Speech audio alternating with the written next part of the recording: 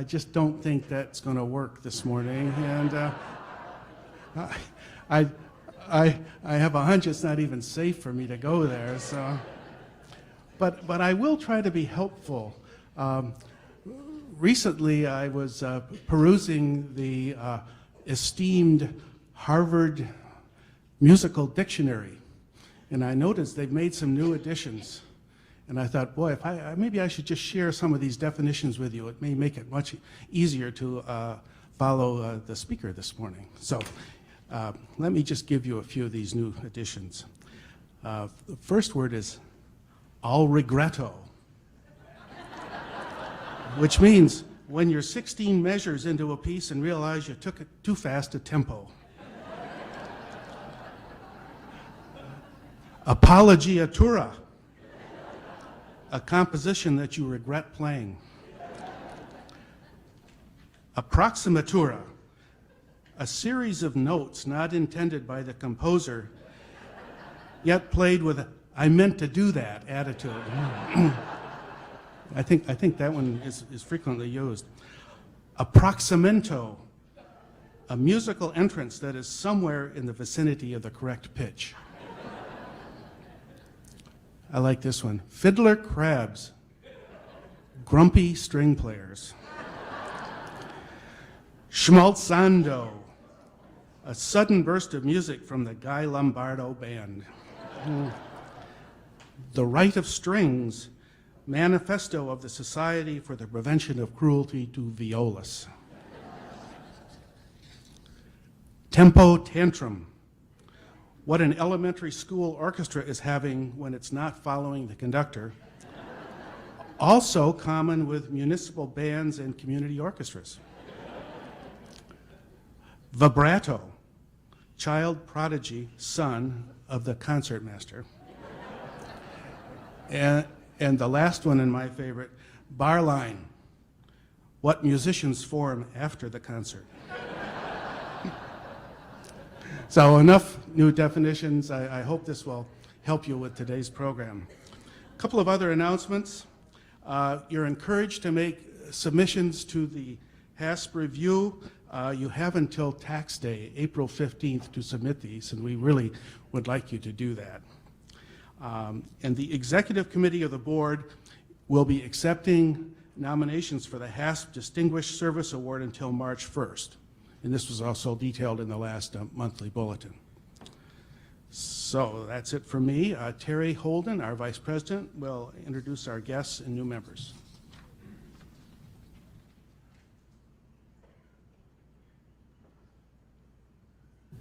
Make a little adjustment here.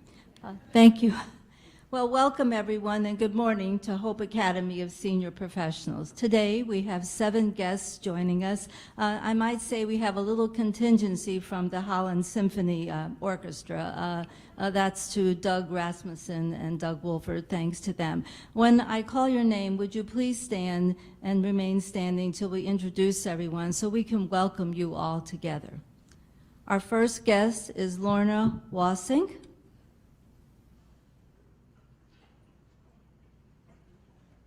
Oh, here it is.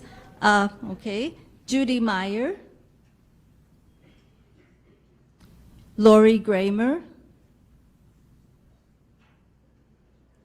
And Jenny Walvoord. Dennis Drennan. Judy Drennan. And Amy Hendrickson. Welcome to HASP and thank you for coming.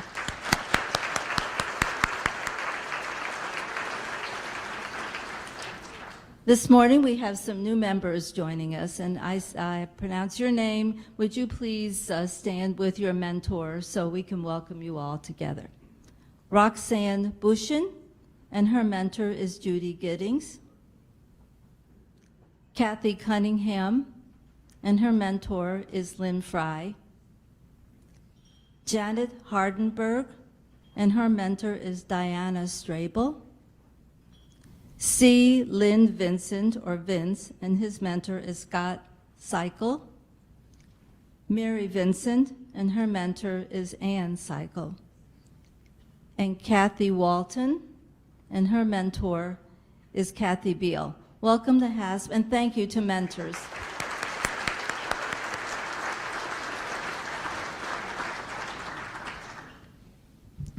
Thank you, Terry. And now I'll ask Andre Canau to come up and introduce our speaker.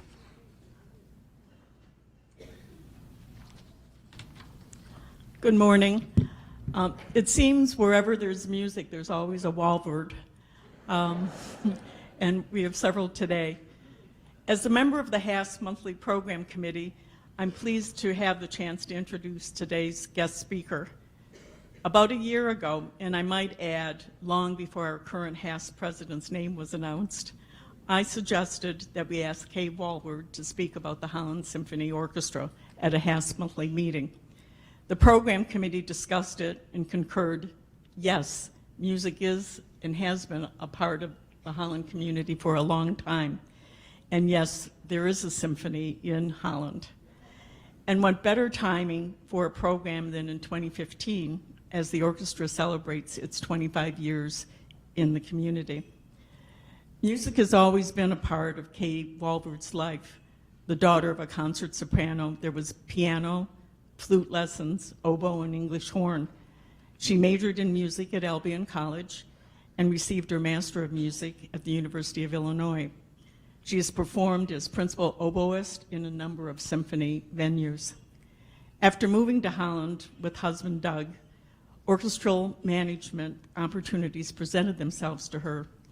As the mother of 4 children, all of whom were taking music lessons and are still playing, Kay helped start the Holland Area Youth Orchestra in 1988, and she followed that by helping to start up the Holland Symphony in 1990.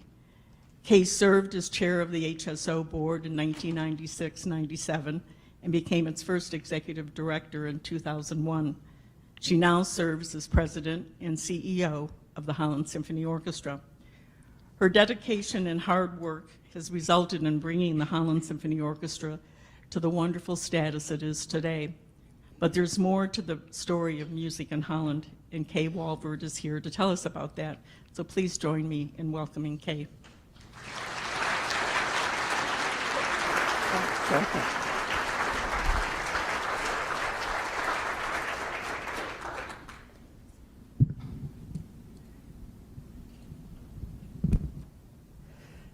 You know, the thing I was most worried about was that introduction by you-know-who.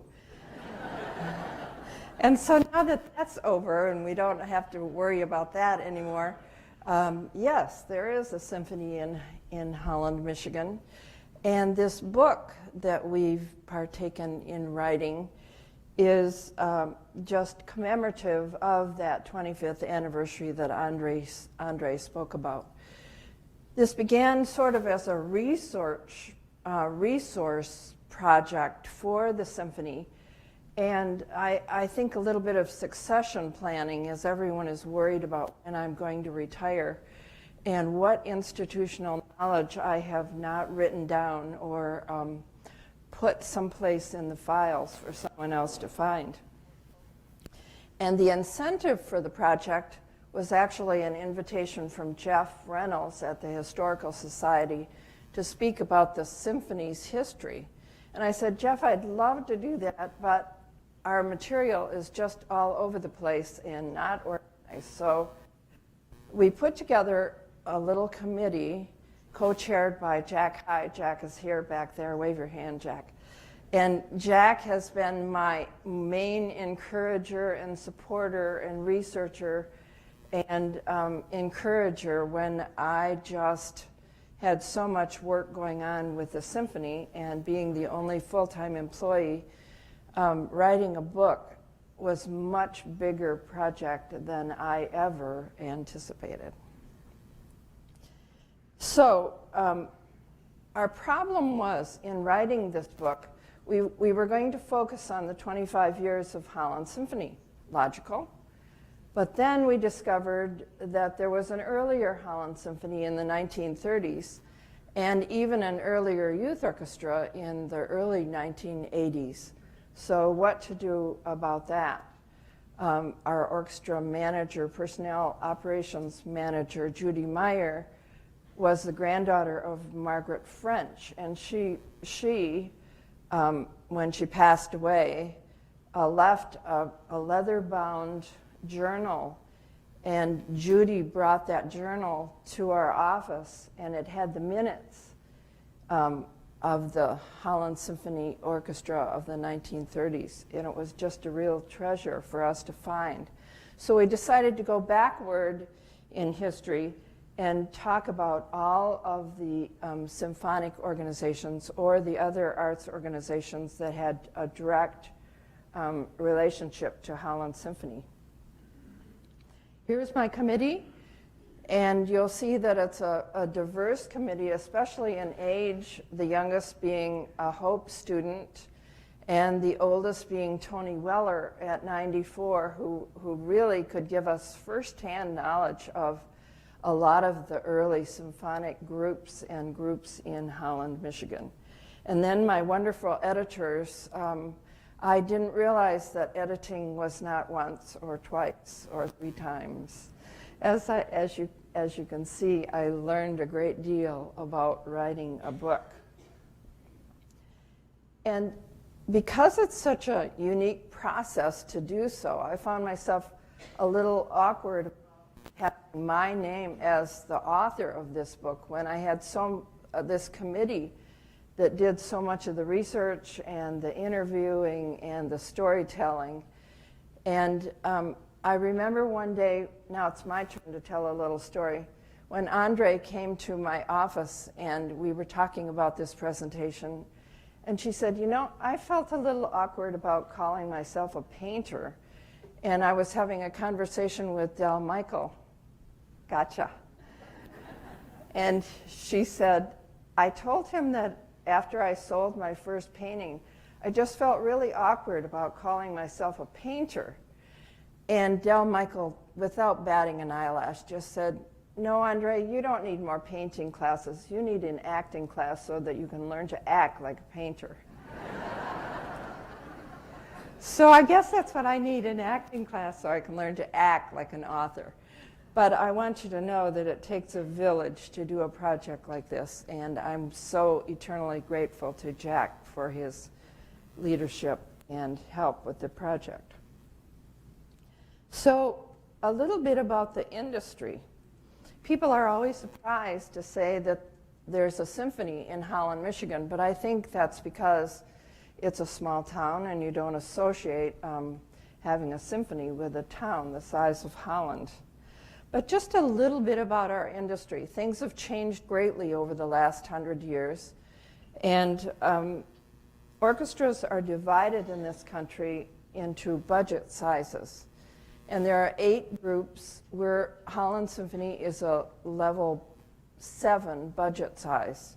On your tables are some sheets, just quick orchestra facts. You can pass those around. They're put out by our industry leader, which is the League of American Orchestras. And over half of the orchestras in this country are in level 7 or 8. And just to put that in perspective, what does that mean? Well, LA, as of 2011, Los Angeles Philharmonic, has an annual budget of $97 million a year. Chicago has a budget of $65 million a year. Detroit, $27 million, although that's probably gone down a little bit with the economic problems there. Grand Rapids has a budget of $8.5 million. And Holland Symphony, as of 2014, has a budget of $280,000. So there's quite a difference in orchestras in size and scope and offerings, and that all determines what you can do, what you can perform, who you can hire, all of that. So I'd like you to think of just two things as we move along. First of all, it is an orchestra, and my definition didn't come out of whatever book Doug found. And then secondly, how many musicians are needed to call a group an orchestra? When immigrants first came to this country, They came with an instrument, they came with some household possessions, and they would get together on a Sunday afternoon in the new town where they lived, and they'd all get together and play music together. It didn't matter whether it was trumpets or flutes or string instruments, whoever was there got together and played. It was just for the fun of it. So was that a band or an orchestra? They really didn't care too much about that terminology in the early days of this country. And bands sort of evolved. If they marched, they were a brass band. If they played at a resort, maybe they were an orchestra. But then that gets blurry too. What about the Glenn Miller Orchestra that had no strings at all, except maybe an occasional string quartet that would play with them? That was all brass and winds. So the terminology was sort of blurry in the early days. Webster's definition of an orchestra is a group of musicians, especially string players, who perform ensemble music. One of the first leaders in this area to really be influential in the musical scene was John Van Wyven. He began in vaudeville, he married in 1880 and settled in Holland and formed about every musical group known at that time. For example, he formed and led the Holland City Mission Band, the Holland High School Band as an extracurricular group, the 14th Street Christian Reformed Orchestra, which had about 20 members at that time, the Central Avenue Christian Reformed Orchestra, American Legion Band, which started in 1920. He was the first director, Jamestown Community Orchestra, and other church-affiliated orchestras, including Third Reformed, and eventually became conductor of the Holland Civic Orchestra. A lot of these orchestras just flowed sort of in evolution from one name to another, so you'll see some repetition coming. Now here's the William Danson's Orchestra. A lot of these orchestras, the early orchestras, were family groups. So all of the members of this little orchestra, all 6 of them, were 5 were members of the Damson family, and then John Van Wyven played clarinet and kind of conducted them. The Colonial Orchestra kind of took over with funds from the 14th Street and the Central Avenue as they disbanded. And these were probably some of the same players who got together at a cottage in the summer and maybe even built that cottage and played for a number of organizations in town. There's a little bit of discrepancy Jack and I found in terms of the dates of that orchestra, but that's another subject. Tony Weller was really influential in our committee and had wonderful slides and information and stories about the early Weller Orchestra. Tony's dad came to this country with a violin and his seeds, and he would play violin at a group or a gathering, and then he would sell his seeds to whomever was assembled there. And so to keep the family together, there were several branches of the Weller family here, and to keep that family together, they would get together on New Year's Eve and play for parties all together. They formally, they list 14 members of this little orchestra, and Tony has nicely put the names on each of the pictures. Not everyone was present for every picture. These were some of the clippings we found of the first Weller Orchestra. It became formally organized in 1926 and had some non-family members. And then eventually in 1928, it became known as the Holland Civic Orchestra. Here's a picture of the Holland Civic Orchestra. Tony's picture again with names on it. And again, not all of the members were present, but it gives you an idea. So again, how many members does it take to make an orchestra? Is it 6? Is it 14? Is it 20?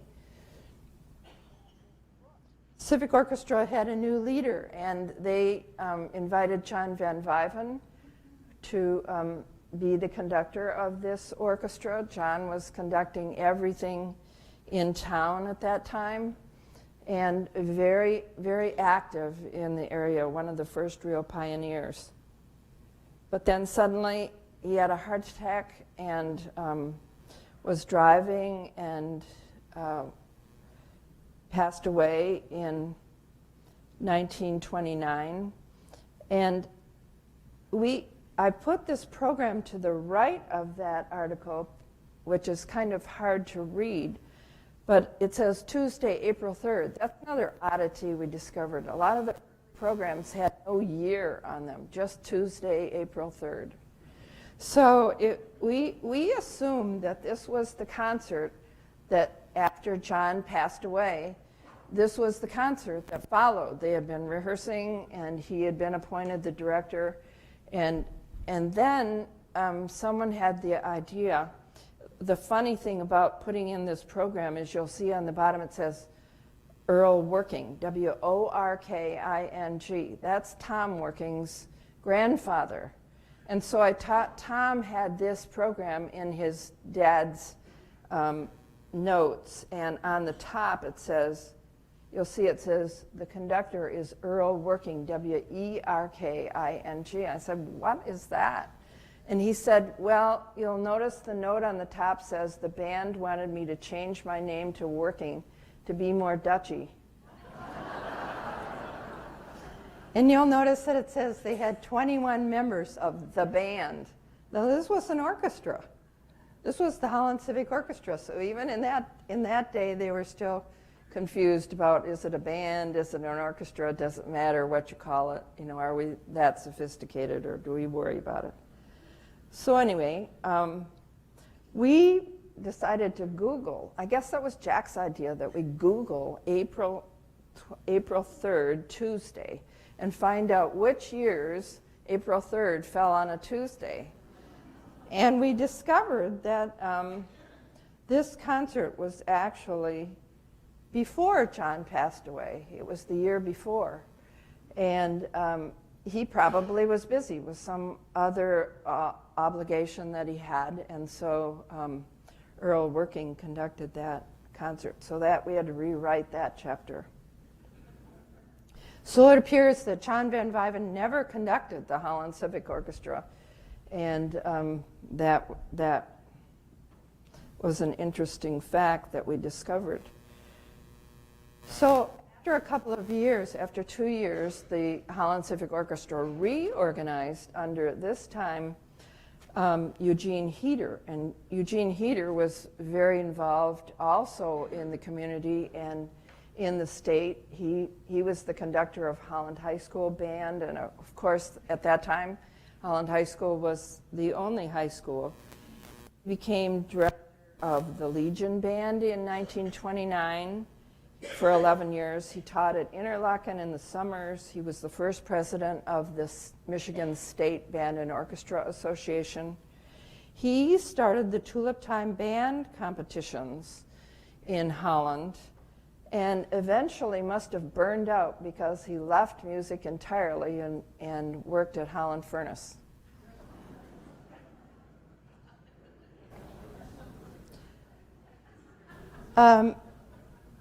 Margaret French was another of those figures, and again, through the journal that Judy Meyer shared with us, we found in that journal the little programs. The programs were about 4 inches by 5.5 inches. So when we added a chamber concert this year, we made our programs that size, just in honor of that first Holland Symphony Orchestra. The Holland Civic Orchestra, was organized in April of 1931, reorganized, we should say, and their purpose was to get together a congenial group of musicians to give a concert during Tulip Time in May 31. Mr. Heater was the director, and invitations were sent to Holland musicians, with about 40 this time responding to the appeal. After weekly rehearsals, the first concert was given in Carnegie Gym at Hope College, and it was open to the public, with the Chamber of Commerce financing the affair. I'm going to have to remember that one. The minutes are just really interesting because they show all kinds of things that orchestras still face, like the price of tickets and donations, how to solicit donations. There's an interesting story of the Depression years and the war years where they accepted IOUs when the banks reopened as an entrance to the concert if people didn't have the money to attend. And some of the artistic developments of the orchestra, how to sustain that artistic growth, attendance, and how to fine people, 1 cent if you were late, 5 cents if you were absent without an excuse. And so it was just really interesting to read. Some of those problems never change, do they? At a meeting of the board of directors in 1933, it was decided to change the name from Holland Civic Orchestra to Holland Symphony Orchestra. Now, when does a chamber orchestra become a symphony orchestra? That was something Holland Symphony, the current group, would also face. But they had 40 members at that time, and the last entry in the French journal was in 1935, April 1935. And so we really don't know exactly when that Holland Symphony ended. You know, did it end with the death of Margaret's husband, Donald, in 1934 with the Great Depression? There are no real records that came from the journal or any place else that we can find. National crises interfered with people pursuing skills necessary in music making. The Great Depression certainly played a part in who could afford lessons or musical instruments, World War II realigned priorities, perhaps ending the symphony. But for many, participating in the arts just took a back seat to economic needs and military service and war production and putting food on the table. So from that point forward, whenever Holland Symphony ended in the late 1930s, from that point forward until Holland Chamber Orchestra began in 1990, there were no other organized orchestras that we know of, which is really interesting, I think. Meanwhile, there were some other groups in the community that were on an upward swing, and of course, Holland Public Schools being one, and Ruth Keppel, of course, is the initiator of things there. The American Legion Band began in 1920, and that still is the longest continuing arts group in the city. And of course, Hope College was on the upswing with all kinds of programs.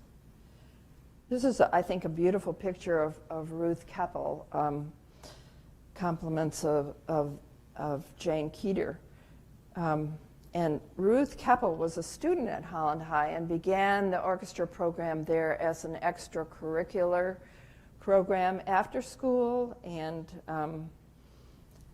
remained there throughout her career. She had quite an illustrious career, even played for the Queen Juliana, when she visited. Here's the orchestra under Heater, the Holland High Orchestra, again, in 1933. And although she started that orchestra, Henry Vanderlind left notes in the Holland Museum archives saying that Eugene Heater became the first-time instructor of instrumental music in Holland in 1928. So that's when it became, orchestra and band became a part of the regular curriculum of Holland Public Schools. Interestingly enough, other school systems that evolved later didn't start orchestra programs until 1960 at West Ottawa with Cal. And the youngest program is Zeeland public schools that began its orchestra program in 1999. Here's a picture of the American Legion Band, again began in 1920. And the American Legion Band is important to a lot of arts books and arts organizations because their book, And the Band Plays On by Van Reken and Van de Water, is sort of the staple of early musical history in Holland.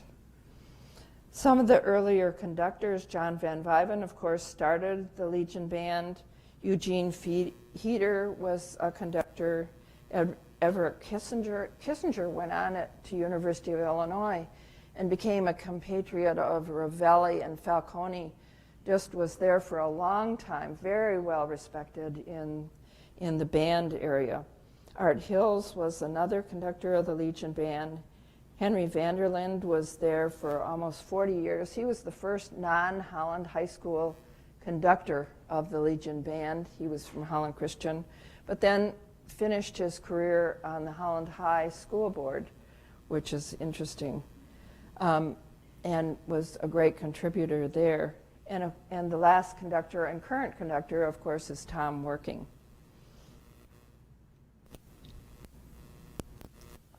College was very active and growing. It had a lot of fits and starts in terms of the orchestra program because the main focus was, of course, choirs and keyboard.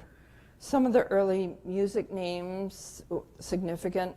John Nykirk was actually a professor of English with a strong musical background, and he was secretary of the College Conservatory of Music. First orchestra at Hope was in about 1918, and in 1925, John Collin was the college conductor. And of course, Eugene Heater was an adjunct conductor at the college, and he, of course, was the Holland Symphony conductor at the time. There were lots of sporadic starts and stops at Hope with the orchestra program, and it really became formalized later.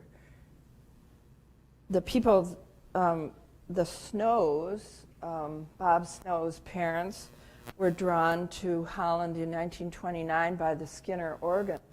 They came from Iowa, and Curtis Snow was music director at Hope Church and the Holland Civic Chorus, which combined with chapel choir and created Choral Union of Holland. Hope College lost its chief musician, Curtis Snow, to leukemia at age 41, so he was only here about 6 years before he passed away on New Year's Eve, 1935. The lack of the college orchestra at Hope at the time of his funeral reports that the Holland Symphony Orchestra played at his funeral because there was no college orchestra. So we know that at least in 1935 there was still a Holland Symphony Orchestra. Esther took over as music director at Hope Church and remained its organist. She went back to school, got her degree, and eventually taught at Hope and was very involved. She also began a number of Sunday Vesper services at Hope, and that resulted in the Christmas Vesper, the beginning of the Christmas Vespers at Hope. The orchestra program really stabilized when Maury Ryder came to town. In the fall of 1953, he began the Symphonette so that it could be a touring group, much like the chapel choir at Hope, and they've been touring ever since. The orchestra program continued to grow under Bob Ritzma, who was there for a number of years, 1967 to 2001, and the Showcase, Hope Showcase, began under Ritzma's term. So between Ryder and Ritzma, the orchestra program really stabilized at Hope. And of course, no conversation about Holland Symphony would be complete without talking about this guy, Cal Langjans. It was through the Holland Chorale Christmas concerts that I first met Cal when I was new to Holland. And he always wanted a pickup orchestra to accompany the chorale Christmas concerts. And so a number of us would get together whenever Cal called, and we'd play at Christmas time for the Holland Chorale Christmas concerts. Well, after a few years, everyone said, why are we doing this only at Christmas time for Cal? Why don't we do a concert of our own? So that's how the Holland Chamber Orchestra came into being. The Holland Youth Orchestra, as I sidestep just for a minute, began under Gerrit van Ravensway. A bunch of those directors had been going to breakfast and said, we need some sort of a group that's an extracurricular group for our top students. And at that time, Zeeland had no program, so those kids were invited to participate. But as busy music directors in a school system will assure you or point out, they were busy enough with all of their own internal programs, and the work of administering an extracurricular group like this became too much, and so the group didn't last very long because of the busy music teachers involved. As I was in 1988, as we were, our children were growing to the age where I was looking for some extracurricular musical challenges for them, I got those same directors together in one room, and we talked them into starting the Holland Area Youth Orchestra. And I said, if you will support me in this, I will do the work. So that's how the Holland Area Youth Orchestra began. We began with a mini grant from the state of Michigan, and really began on the tennis court with Elsa Prince and Jane Armstrong and their new building on A Street for Holland Arts Council. And I said, why don't you just give us a little space, and we'll have the youth orchestra rehearse there in a neutral place, in a beautiful setting, and that's how the youth orchestra began. Over the years, the youth orchestra is actually 2 years older than Holland Symphony, Holland Chamber Orchestra. And over the years, these 5 people have been our only conductors. Cal was there only for 6 months as we were in between conductors. And in 2006, we changed the name from Holland Area Youth Orchestra to Holland Symphony Youth Orchestras, as Holland Symphony assumed the responsibility. We now have 2 orchestras as part of the organization. It's a pre-professional orchestra, 2 concerts a year. We sponsor chamber music ensembles that are coached for the students. And we insist that they are a member of their school orchestra or band program in order to be a member of the youth orchestra. It's not a substitute for their school music programs that brought them up and nurtured them. This is a picture of, let's see.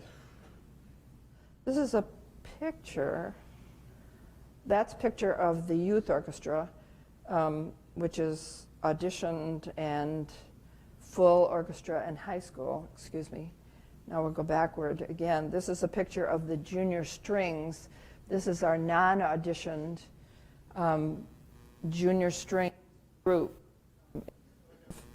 Meets evenings at the Arts Council as well, and they have to have at least 2 years of playing experience to play in this orchestra.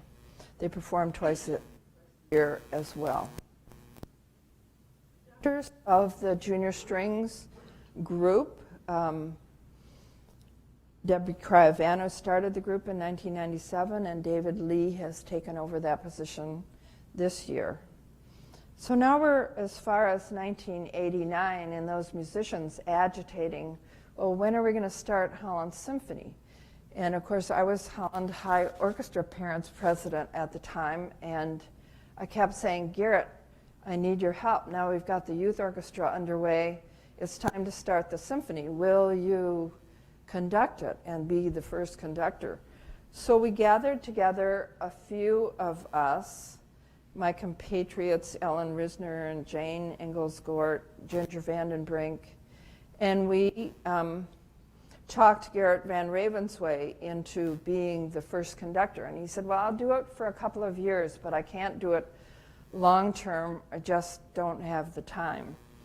So Cal agreed to be on the group and continue with us. And he said, if you're going to do this, you're going to do it right. You're going to incorporate. You're not going to be this pickup organization anymore. You're going to form a board. You're going to, okay, Cal. So we did, and began that organizational process, and he helped us with that, getting that going. Garrett resigned after 2 years, and we began the search for a conductor. Garrett recently passed away this fall, and I still fondly remember Mr. Van.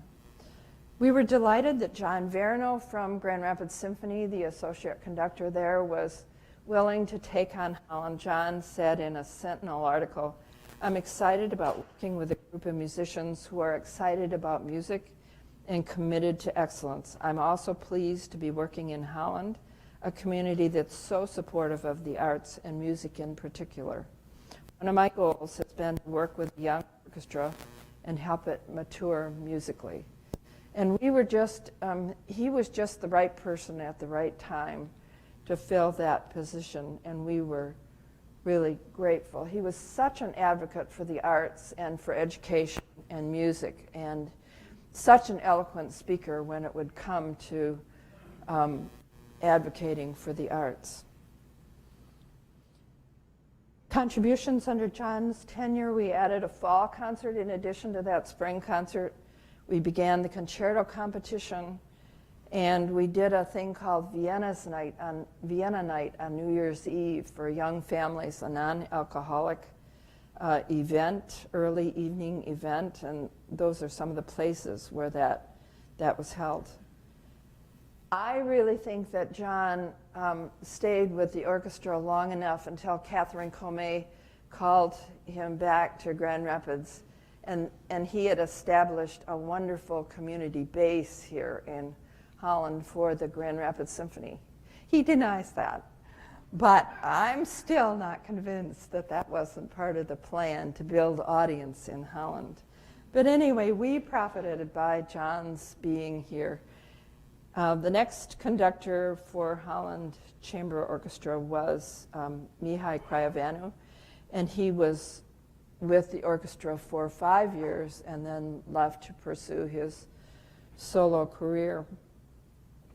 Under his tenure, the name was officially changed to Holland Symphony Orchestra. And to this day, it's again that age-old question. How many people does it take to be a chamber orchestra or a symphony orchestra? Well, technically, by definition, a chamber orchestra is a full-size orchestra with all the instruments, but it's generally around 40 people. So you have just two flutes and 2 oboes and 2 trumpets and 2 horns. And so that means that you're playing mostly classical literature. You can't play the big romantic literature. So when we got to the point where we had more like 60 or 70 musicians, and we were playing more things like Dvorak and had 4 horns and more instruments in the orchestra, we decided to change the name to Holland Symphony Orchestra. And thus the question, Holland has a symphony, which we still run into everywhere we go.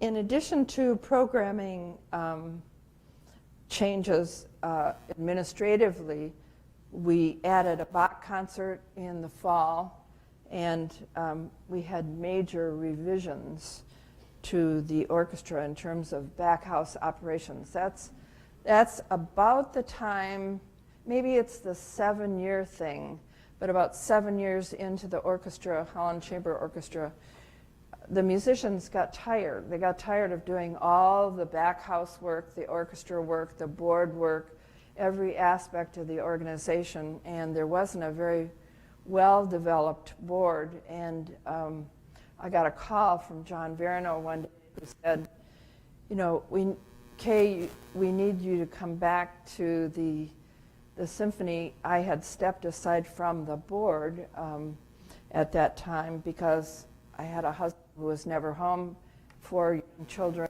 and was running a youth orchestra. And so I came back to the Chamber Orchestra Board, and no meetings that year. There were nothing was happening. There were no teams. There were no committees. It was nearly that point where it could have easily folded without someone pushing and reorganizing. And so there were major revisions to the organization. And Morihiko Nakahara, a young 25-year-old from Andrews University, became the conductor. We had a little quick regional search. We had 65 applications over 2 months. And that was just really fun because we extended ourselves a little bit to go a little bit broader scope than just looking at Holland conductors. During that time that Morihiko was at the helm, he took the organization from a fledgling organization artistically to begin that artistic growth, and that was a very exciting time. He also took another position in Spokane, Washington, so we learned to deal with a long-distance conductor. Some of the things that he added to the organization, we added pedal pops, the Norbert Mueller Endowment Fund, which was prize money for our concerto competition, our own endowment fund, which was my salary so that we could begin to pay stipends to musicians. And we added a family concert and the free community concert at Collin Park. We essentially had a restart, but his charisma was just so contagious. And we were really sad to see him leave, and yet we understood the need for his growth in his career as well. It was actually Morihiko that told me to take a second look at Johannes's application. When you have a search, you put them in yes, no, or maybe. And I had Johannes in the maybe pile, and he said, no, I think you ought to take a look at this guy. You know, there's more to this application than it appears. Here are some of the, let's see. Here are some of the things, just pictures of the family concert that I thought were interesting, the various aspects. The free concert at Collin Park, that's become a real staple. And then, of course, the appointment of Johannes. At this point, we had a national search with 140 applications, and the board announced the position given to Johannes. Johannes also commutes from Long Beach, Cal State Long Beach, and is director of orchestras there. He's also a full-time church organist and choir director. And the big news is his wedding on May 31st of this coming year, which we hope to go to. And actually, Morihiko was just married over Christmas time. So what can I say? Two good guys. There were many new programs under Johannes. The Haworth Endowment pays for scholarships for the youth orchestra. The Racine Endowment is operations. We saw the beginning of the jazz orchestra. Pedal Pops became Pops at the Piper. Michigan Conducting Institute was held for 2 years. And of course, his two big choral collaborations, which just fit into his talents of being a vocalist and choir director as well as an instrumentalist. Johannes is just the consummate team player and always pushing, that German, always pushing, always driving, and yet when you can say, no, we can't do that, he's very much of a team player. These are pictures of both the Verdi and the Walton done in the last couple of years. The Pops at the Piper concert, which is a lot of fun in June, held at Eldine Boat Shed. These are some of the educational outreach programs that the orchestra sponsors. And the concerto winner is the kid with, no, not that kid. The kid in the middle of the top row who will be playing with the orchestra at the next family concert. These are the 9 original members of the Holland Chamber Orchestra who are still playing with the orchestra, many of whom you will know. And of course, the big question is, where will we be performing next year? All of the above, including the new Miller Center. And just a couple of stats about Holland Symphony. Just for your curiosity, would every board member and staff member here present of the Holland Symphony stand up? Stand up. Just a few folks.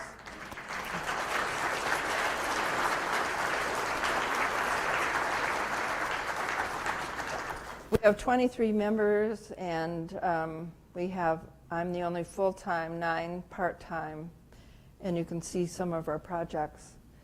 There are challenges. Things are on a good keel with the orchestra, but we do have challenges. It's always a challenge to keep pushing that artistic growth, pushing that artistic product, because we are a semi-professional. That means we give small stipends to orchestra members that about basically pay for their gas and their reeds. But we have a strong emphasis on community. We're not looking to be a regional orchestra with grad students from every university in Michigan. The interesting thing in the book is we've lost a lot with the Sentinel and the Grand Rapids Press not doing stories about orchestras or the arts as they once did. The early material for this book was so much easier than the material I'm finding now in the press. We have an aging audience, so how to grow that audience. We have support for arts in a changing culture, and we're always looking for the educational outreach opportunities to serve our community. That's the picture on the back of the book. And there is more information on our website, as you see, if you're interested. The orchestra is thriving. It's growing in artistic quality and organizational efficiencies. And we're looking forward to new ways to meet the needs of the community. Thank you.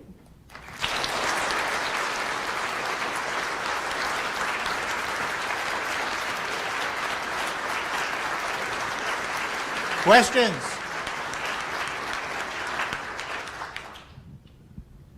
I'm wondering, in the Holland Public Schools and Christian schools, do they still have music appreciation? My kids grew up in Evanston, Illinois, and in the 80s, they stopped all music classes, and the classroom teachers had to do them, and it just kind of dropped off the classroom. We're really fortunate in Holland that there are still orchestra programs and band programs and large music programs in the schools.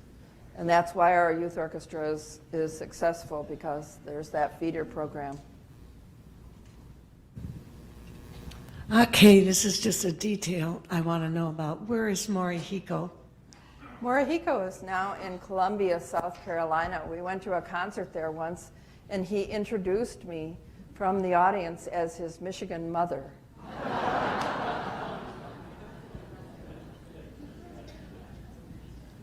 Other questions? Okay, you mentioned that high school attendance is a requirement for youth symphony. I assume that homeschooling is also makes them eligible. That's an irritant to the public schools, but yes, homeschool students are part of the organization, a number of them. Okay. Any other questions? I have a question on the remoteness of some of the conductors. How do they lead these dual lives on the West Coast and here? It's very common for conductors these days to have more than one position. And Johannes he told me when he came that he'd be here 3 years. Well, he's now going on his 9th season, of which we're really glad. But the reason he can do that is we only have about 7 concerts a year. If we had the next jump of orchestra budget sizes would be about maybe 15 concerts a year. That would be too many weeks away from his university program and his organ position. So he wouldn't be able to take that size orchestra and be away that much. He comes in on the red eye on Monday night, gets to our house in the morning at about 9:30, and we arrange to have him picked up. One of my volunteers picks him up from Grand Rapids. He goes to our house, sleeps for a few hours, is another member of our family, helps himself to the refrigerator, and then goes to the rehearsal, conducts the rehearsal, comes back to our house, sleeps for a few more hours, then leaves at 4:30 a.m. to get back to Grand Rapids for the 6:30 flight, and conducts his orchestra rehearsal in California at 1:30, teaches a seminar class from 7 to 10 at night, and then crashes. He said, "I think I'm getting too old for this racket." But I think a wife will change that. I'm a little concerned about what that says. Any other questions? Jane? You know, with this really small budget, how can you afford? You certainly the symphony pays for him going back and forth. This is every week he's here. No, not every week. I mean, Okay. he's here. We have about 6 rehearsals for each concert, and so, you know, he'll come once on the red eye, and then the next week he'll come for the entire week and stay a week. Oh, okay. Wow. So maybe there are only 2 red eyes for each concert. So, Kay, we're looking forward to many performances as the new Jack Miller Auditorium at Hope, right? We hope so. It depends. I mean, I'm at the mercy of the music department and everything else. At this point, they are not allowing any Sunday performances. So I'll have to do those at Zealand. The youth orchestra, all of those will have to be at Zealand because those are Sunday performances. And so I have worked with the Hope administration for 5 years, trying to gently educate and advocate, and I hope that we'll be there for our concerts, but the auditorium will have 800 seats. Zealand has 950. We very regularly sell out Zealand for our concerts, so I've got a discrepancy of 150 seats there. So we don't quite know what we're going to do about that, but we'll hope that we can do as many concerts there as we can. Excuse me. Any others? All right, Doug, did you want to say something, or would that be too self-serving? But it looks like we have a lot to be thankful for, with both Kay and Doug being instrumental in the Holland community. So a big round of applause for both of them.